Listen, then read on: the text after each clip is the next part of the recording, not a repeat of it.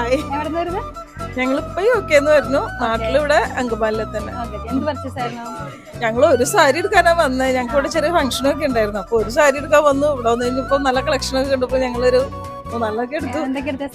സാരി എടുത്തു. പിന്നെ മെറ്റീരിയൽസ് നല്ല കളക്ഷൻ ആയതുകൊണ്ട് മെറ്റീരിയൽസ് കുറെ എടുത്തു. അയ്യോ അടിപൊളി ചേച്ചിമാര്, നല്ല സർവീസ്, നല്ല ആൾക്കാരായിരുന്നു എല്ലാവരും കേട്ടോ. ഭയങ്കര ഫ്രണ്ട്ലി. ഇപ്പം പേരെടുത്ത് പറയാനാണെന്നുണ്ടെങ്കിൽ എന്തുവായിരുന്നു ചേച്ചി, സൗമ്യ ചേച്ചി, സൗമ്യ, പിന്നെ അങ്ങനെ 2-3 പേര്. ഞാന് കുറെ കണ്ടു മറന്നുപോയി പേരൊക്കെ. നല്ലായിരുന്നു കേട്ടോ, എനിക്ക് ഭയങ്കര ഇഷ്ടപ്പെട്ടു. ഞങ്ങൾക്ക് ഇഷ്ടപ്പെട്ടു. നല്ല ഭയങ്കര ഫ്രണ്ട്ലി കസ്റ്റമർ സർവീസ് ആയിരുന്നു. നല്ല രസമുണ്ടായിരുന്നു, പൊളിയായിരുന്നു സർവീസ്. ഞങ്ങൾ ഒത്തിരി സാധനങ്ങൾ എടുത്തു.